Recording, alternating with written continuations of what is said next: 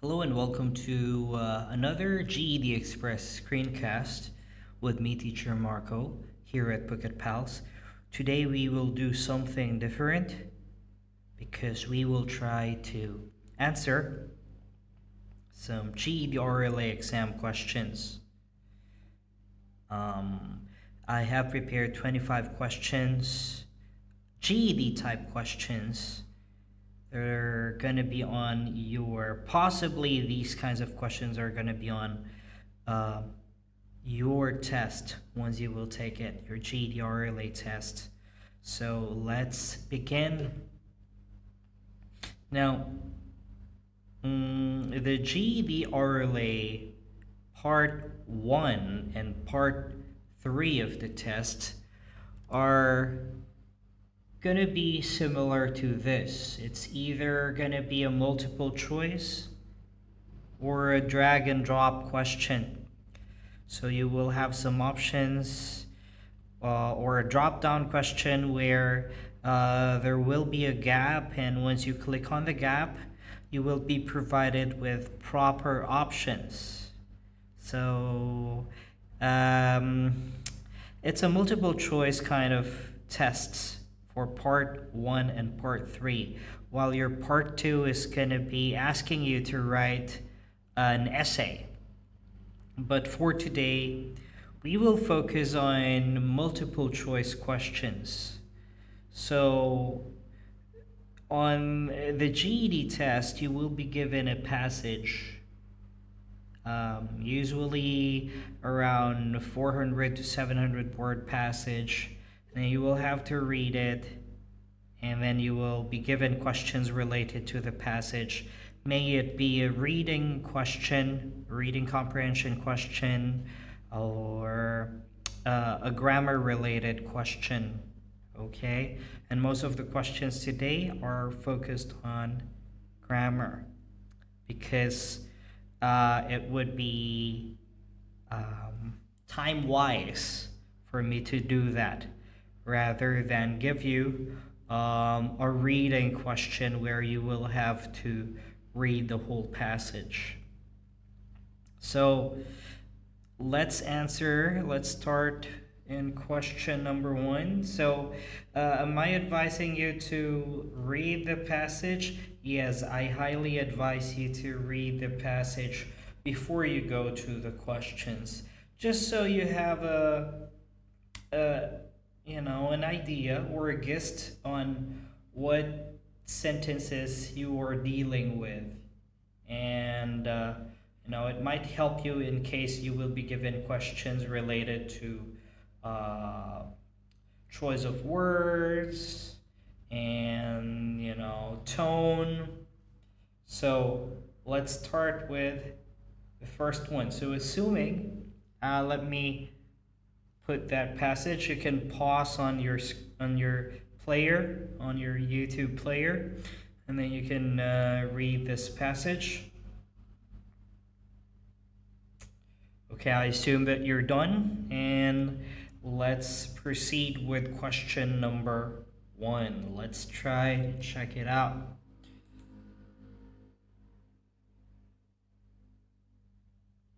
So question number 1. Today, many colleges, universities, and other institutions of higher learning use portfolios to award adults credit for their life experiences.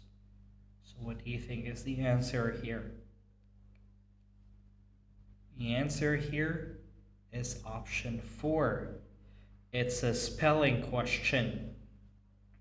So instead of using there, THERE, the demonstrative pronoun, we need the possessive, which is there. Okay, they sound the same. They're homophones, but of course, you have to check on this. Now, always check the spelling of the words, and my advice is for you to try all the options and see what works in the sentence. It just so happened that this sentence is very easy to fix because we have this inappropriate word here. So the correct answer is, let's try to put a highlight, option number 4, not 5. Okay, let's erase that. Oops. Oops. Okay.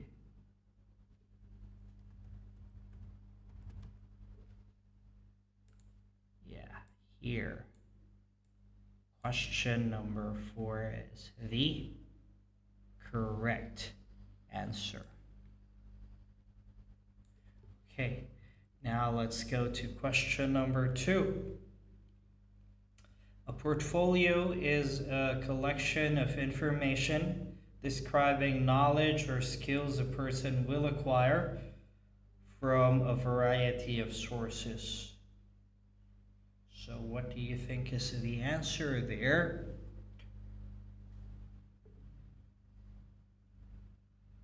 It has something to do with the tenses. So the correct answer here is number 3, has acquired. Of course, a portfolio is something that you earn throughout the years. I mean, these are your works, example or samples of your works that you have acquired through the years, not will acquire, since that is future. So the best option that we can do here or choose is option number 3. Okay, number 3. What correction should be made to sentence number 4? Some of the most common sources being work experience, independent reading, and community service. Okay, what do you think is the best answer here? Of course, we have the highlighted words here or the words in bold. So the correct answer is number 2. Why number 2? Why do you think so? Okay. It's a subject-verb agreement question. So we need a plural helping verb there, which is are.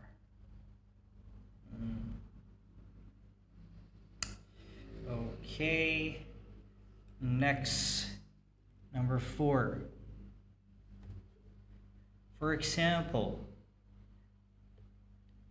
if you have written articles for a community or church newsletter, you might receive credit for introductory English course. So again, this is a question that focuses on homophones, meaning same sounding words. So the correct option here is option number 3, an English course, something that you take in a school or a community college. Okay, so we're not talking about course, which is another word for fine, okay, or finely grounded. That is, describing a texture. So we don't need that. We're talking about a course or like a certain training or a subject which requires a unit that you take in a university. And that is course, spelled as C-O-U-R-S-E. So the correct answer, number 4, is option 3. Number 5. Which is the best way to write the underlined portion of the sentence? If the original is the best way, choose 1. Okay, let's read the sentence. If you are a health enthusiast who carefully plans family okay, family menus, you might have the knowledge to gain uh, credit for a nutrition class. Okay, so we need a comma after the word menu. Okay, you notice when you're reading it, there should be a pause there. Okay, and we have the subordinate clause which starts with if. So eventually, if your sentence starts with an if, there's usually a comma in the middle of the sentence, and you need to put that after the word menu, because you might have the knowledge to gain credit for a nutrition class. This is the independent clause here. Okay, so the correct answer is option number 2. Let's go to question number 6, which is the best way to write the underlined portion of sentence 11. If the original is the best way, choose option 1. You will have a lot of questions similar to this format. Finally, write an explanation of how you gain the knowledge and skills and include materials that serve as evidence of your writing. What do you think is the best answer here? So the best answer is actually 1. There should be no change in the way the sentence was written. It's correct. So you don't need to choose the other options. Now, option number 3 is wrong. We don't need a full stop there. Option number 4, we only use that for modifiers where we enclose it with a comma. We don't enclose conjunction with a comma. Okay. 5, it destroys the parallel structure of the sentence, so we don't use option number 5. And of course, we don't use option number 2 because if I have to choose between and so, I'd rather choose the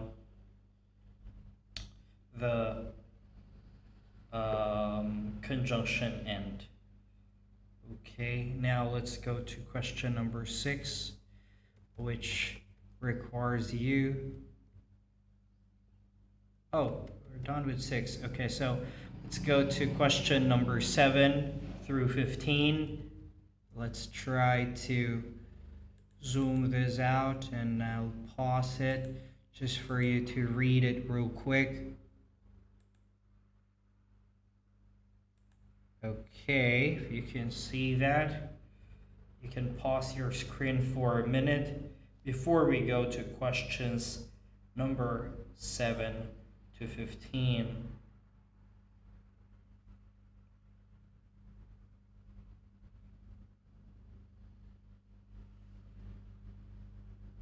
Okay, let's proceed to question number 7. Let's go and zoom this in for you to see the questions properly. Okay, number 7. What corrections should be made on the heading? Look carefully and check the options.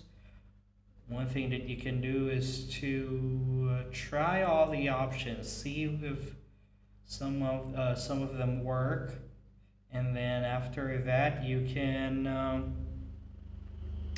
actually try to check which is the best answer. You might have like 2 probable answer. You have to choose which one is better.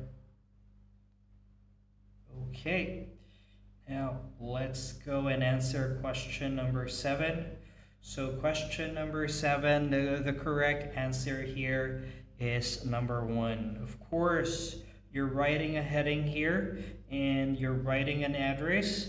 You have to capitalize all the proper noun, including the name of the street, which is Main Street. You have to capitalize the word street as well as the main. This also works for the name of the road, okay, or the name of the building, because it is considered as a proper noun. Okay, so option number 1 is the best answer. Now let's go to number 8. Which of the following changes could improve the sentence?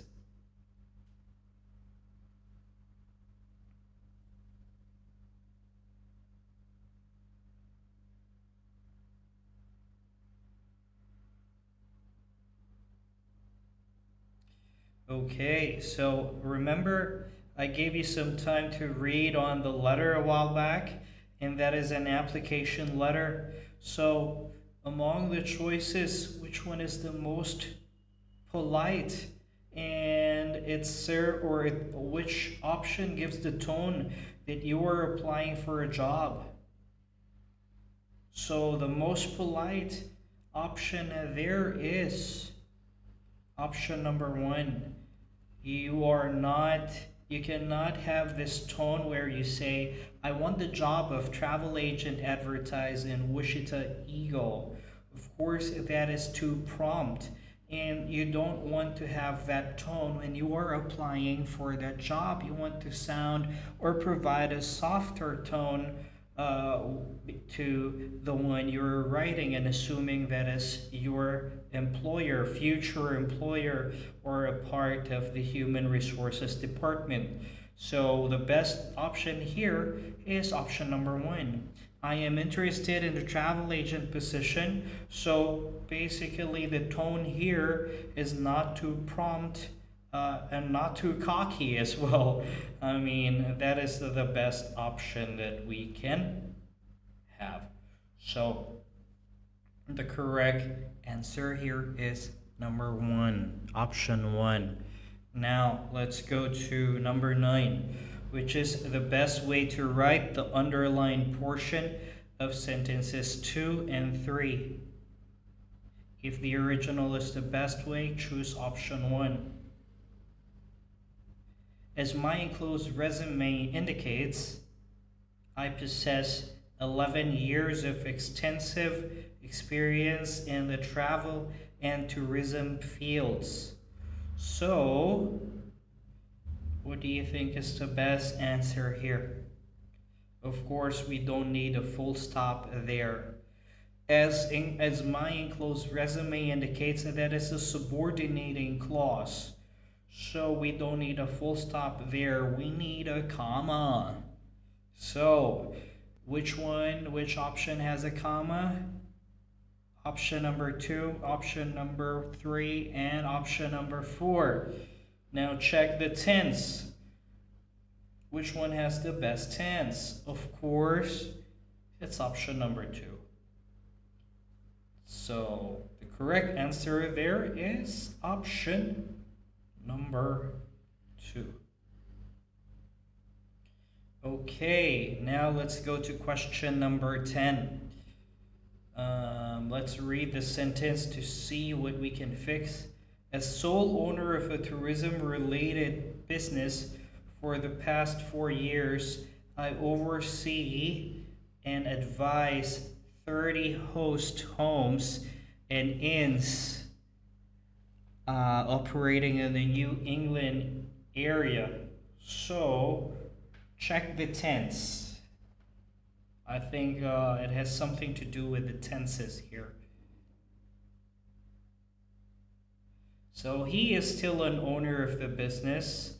So I have overseen and advised. Okay, so the correct answer here is question or option number 2. Okay, Now let's go to question number 11. Again, we need to correct this sentence. That's what the task is asking us. So, number 11, sentence number 5 for the second passage. I have been independently responsible for maintaining accurate business records, purchasing supplies, and authored all public relation materials, contracts, and policy guidelines. My clue here is parallel structure. What do we mean by parallel structure? If you want to know about that lesson, please check our other videos. But just to give you a brief information on what is parallel structure. Parallel structure is when you're mentioning something within a list, or multiple things or multiple nouns or multiple actions within a sentence. They should all have the same tense, proper structuring. And in here, if you take a look at the two verbs there, maintaining and purchasing, and you compare it with authored, which is in past tense, so it's not parallel, right? So the correct answer in number 11 is option 1, to have a what we call as a parallel structure. Okay, now let's proceed with question number 12. What correction should be made to sentence 8? I believe my knowledge of current visitor trends and my affinity for customer travel makes me a strong candidate for the position.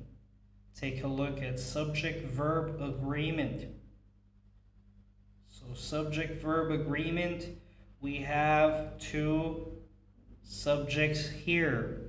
My knowledge of current visitor trends and my affinity for customer travel. So if you have two subjects, then your verb must have no S. So it should be make. So the correct answer here is option number 2. Okay, number 13. Which of the following choices is the most effective combination of sentences 10 and 11? If you have these kinds of sentences, always choose the shortest and the most simple, and it must have the same meaning as the original sentence. It must not change the meaning. Doesn't mean that if I say short and simple that you will just select the shortest one. No, always check the meaning of the sentence as well. So the original sentence is, if you would like, you can contact me directly, and you can reach me at the phone number indicated above. So which one is the most efficient? Short, simple, with the same meaning? By the way, if I'm going too fast, you can just pause the video and give yourself some time to think for answers. So, question number 13, the answer there is number 4. So, number 4, if you would like to contact me directly, comma, you can reach me at the phone number indicated above. So, subordinating clauses are a good way to shorten sentences, to simplify sentences. Number 14. Let's take a look at this sentence and let's see what needs to be fixed. I would like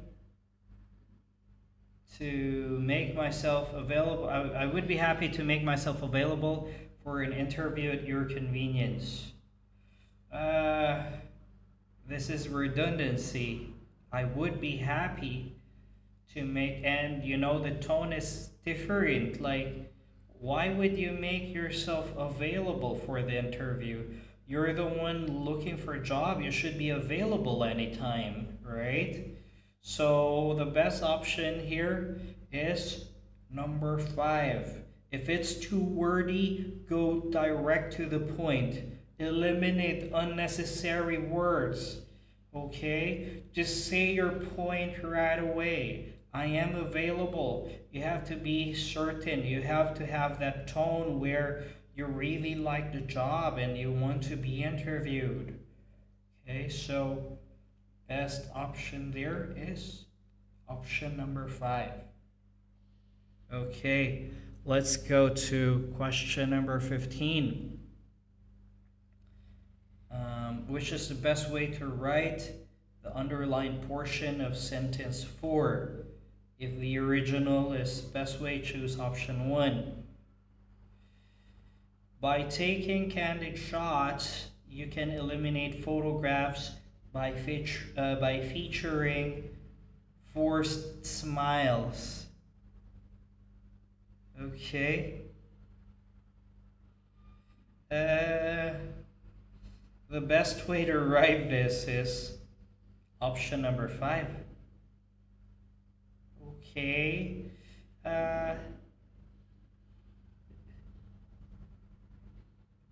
That is the best way, you know. Um, we need the simple present form of the verb here because we're talking about situations that happen generally or generic situations. So the best option is option number 5. Let's go to the next passage for questions 16 to 20. You can pause on your screen and then let's continue once you've read it.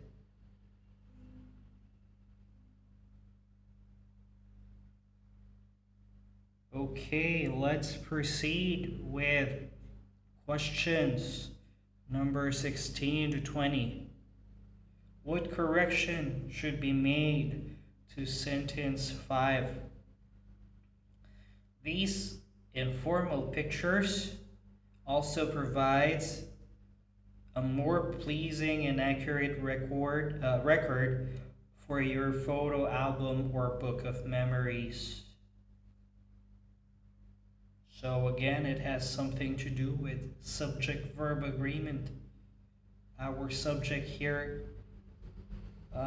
is informal pictures. So it's plural, so we don't need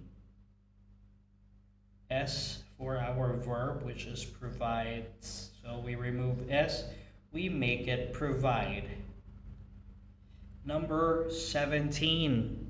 A second effective technique will be to move closer to your subject and focus on her face. We're talking about a fact here. We're talking about general information. Again, we don't need future tense. We need simple present. So the only option here is number 3. Option number 3. Number 18. Let's check sentence 7 and let's see how we can fix it. If you practice taking pictures at family functions and friends gatherings, you will undoubtedly hone your photography skills. What do you think is the proper placement? Or what should we do here? Let's go to the whole passage here.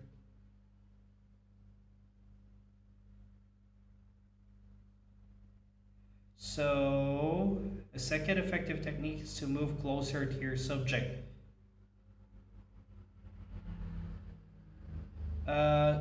Sentence 7 is not related to to this paragraph. This paragraph talks about like close-up pictures and portraits, uh, like focusing on the face.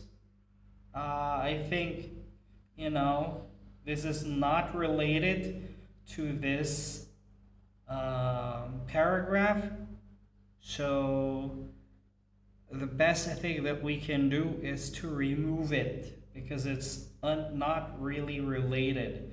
If you check other options like putting it on another paragraph, it's not also related to the main topic sentence. So always check the topic sentence or usually the first sentence in the paragraph.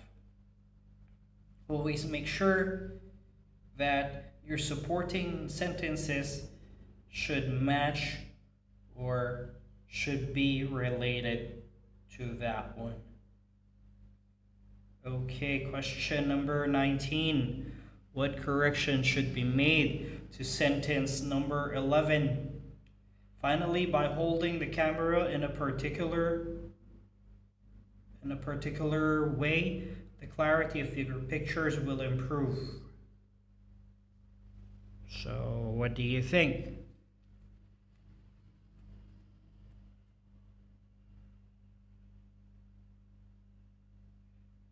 Okay. So the best option here is option number 4.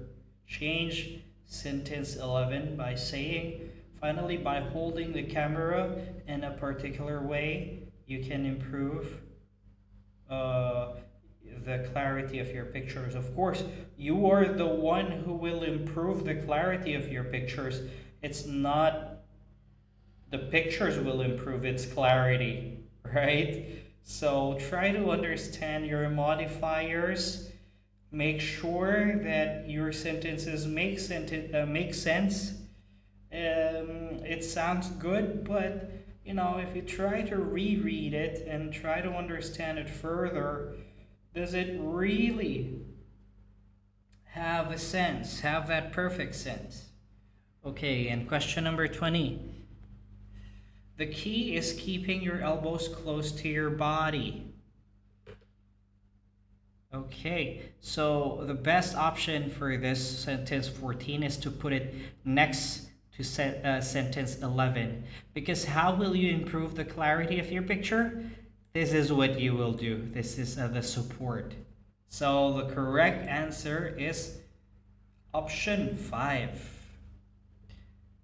Okay, now let's go to the last passage here for our questions 21 to 25. So you can pause on your screen and you can read about it before we go to the questions 21 to 25. Okay, let's go to question 21. I assume that you were able to pause it during that time and read it. So let's zoom in. Okay, and answer question number 21.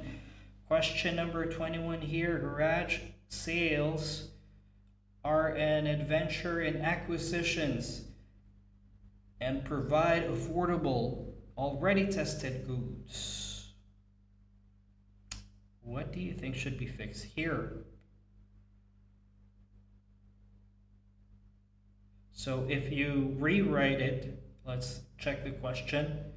If you rewrote the sentence starting with providing affordable, already tested goods. Okay.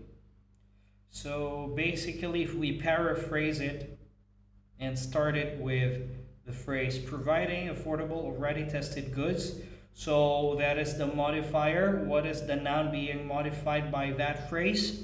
Of course, it's garage sales. So the best option here is option number 4. So let's try to check here. Which of the following is the best way to write the underlined portion of the of sentences 5 and 6? So we have an underlined word here, already tested goods, for um, sentence number 5. And for sentence number 6, we have the conjunction and. So we already know that there's something wrong in here, obviously. So the best option here is just to remove and, because we already used and here, and it's redundant, too redundant if we keep on using and also we cannot start a sentence by using the word and. So the best answer here is, if we rewrite it, we will do option number 3.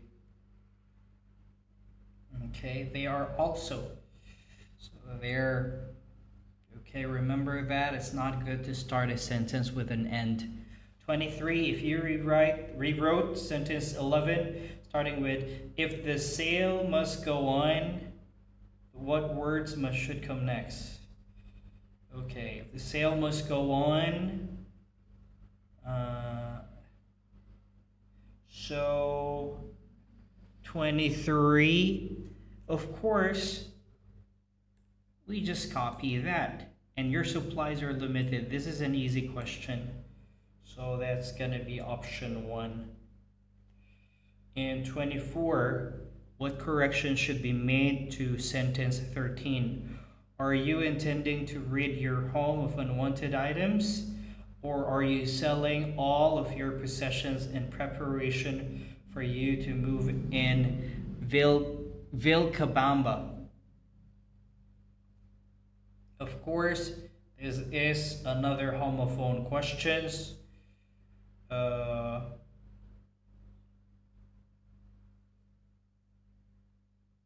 Preparation for your move. We need the possessive there. We don't need the contracted form, which is you are. We need the possessive pronoun y-o-u-r. So there, watch out for those. Those are tricky questions. And last question number 25. Which of the following changes should be made to the placement of sentence 16 if the sentence should stay where it is? Choose option A. Okay, so let's go back and check sentence 16.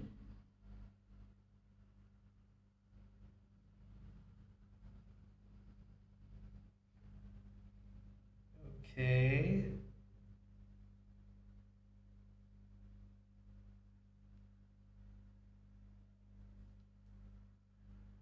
What should be done here? Preparing for a garage sale is a good opportunity to divide the necessary from excessive.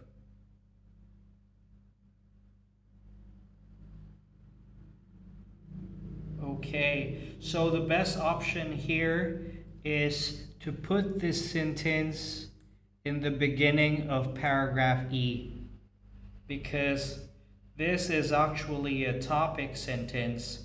It talks about, trying to avoid unnecessary items in your house.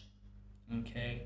And the other sentences in paragraph E are supporting sentences of the topic sentence to convince people to, cut down and get rid of unnecessary items. So the best answer is option number 5. There you go. So that's one set of GED RLA questions. I hope that you were able to pick up some new techniques that you might use when you will take your test. Again, the process of elimination is one of the best techniques that you can use for your GED RLA test. It's an effective one, and I hope that you should try to mm, use that technique. Check all the options and check the spelling, check proper punctuation. Those are the things that you should know about, okay, when you're taking the test. And I want to thank you for your time, for listening to me for this a bit lengthy exam question series, but you really need to practice these questions as early as possible before you take the test. Thank you for your time, and if you want to know more about us, please check us out on our Facebook page. That's facebook.com/Phuket PALS, or you can also check our website. That's PhuketPals.org. Thank you so much, and see you on our next video. Bye bye.